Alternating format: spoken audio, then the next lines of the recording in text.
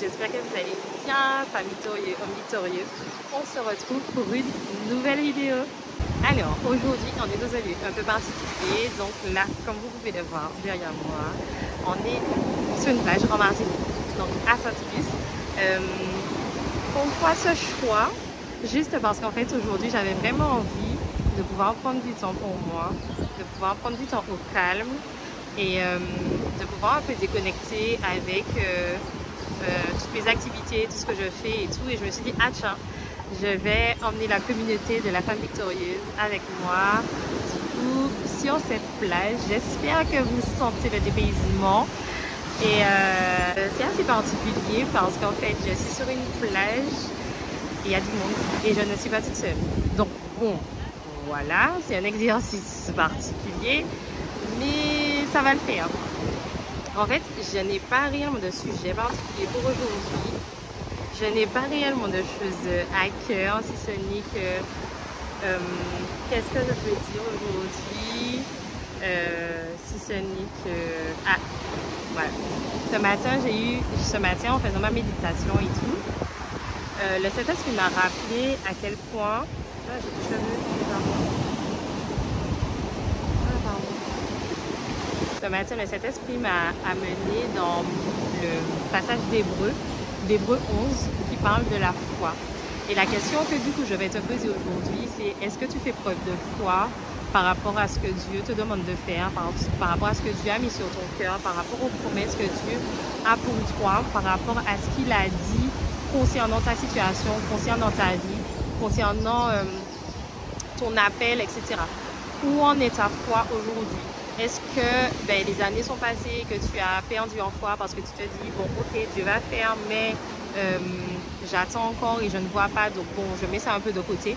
Est-ce que ta foi est toujours active dans le sens où est-ce que tu mets des choses en place à chaque fois avec le Saint-Esprit pour pouvoir vraiment manifester cette foi? Où en est ta foi aujourd'hui? Où en est ta foi aujourd'hui par rapport à ce que Dieu dit de toi? Et vraiment, je vais t'exhorter par rapport à ça parce qu'effectivement, je pense que chacun d'entre nous, on passe par des situations plus ou moins difficiles et tout.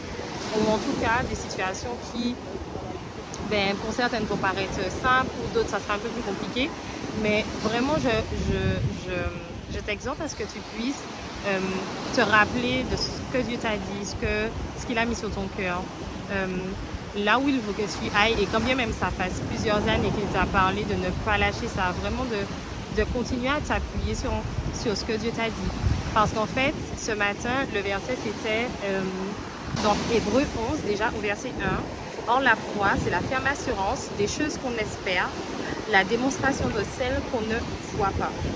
Et en fait, ah oui, il y avait un deuxième verset, c'était « Or sans la foi, il est impossible d'être agréable à Dieu, car il faut que celui qui s'approche de lui croit que Dieu existe et qu'il récompense ceux qui le cherchent. » Et en fait, ça m'a ramené dans une réflexion parce que je me suis dit, mais quand Dieu a créé le ciel et la terre, en fait, il a fait preuve de foi en lui-même parce qu'il a dit des choses, il a ordonné des choses pour qu'elles puissent exister.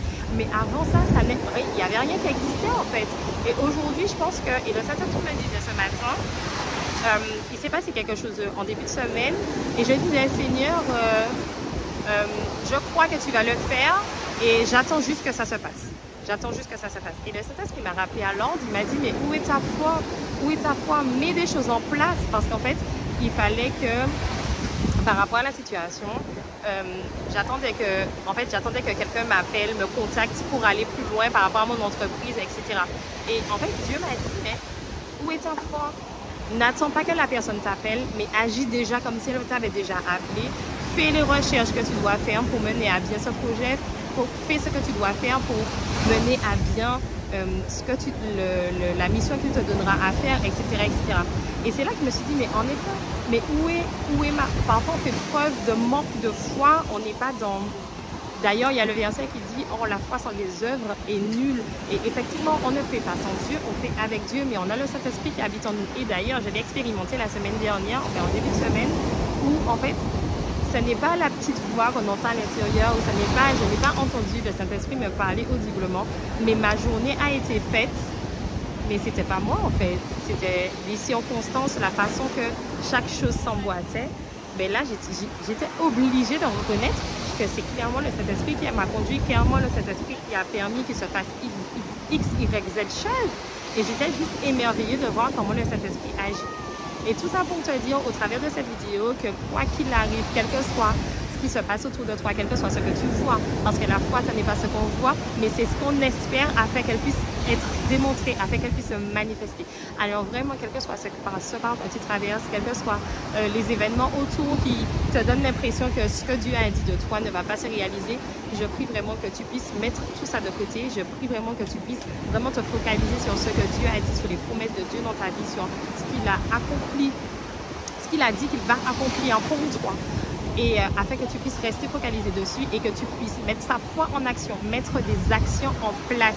Quitte à ce qu'effectivement que tu fasses des recherches pour voir, ok, par rapport à tel domaine, ça va me demander quoi, ça va me coûter combien, ça va, et quel que soit le montant que ça me coûte, ce n'est pas grave, Seigneur, je mets ma foi en action et je fais ce qu'il y a à faire. Je commence une formation, je commence à prospecter sur X, Y, Z choses, mais que tu ne sois pas inactive par rapport aux promesses que Dieu a données, aux promesses que Dieu a mis dans ta vie, les promesses que Dieu t'a dit, les promesses de Dieu t'a dit, les promesses que Dieu t'a dit. Je suis déstabilisée en vrai parce qu'il y a du monde qui passe autour de moi. Bref, mais j'espère que vous avez compris en tout cas ce que j'ai voulu dire par là.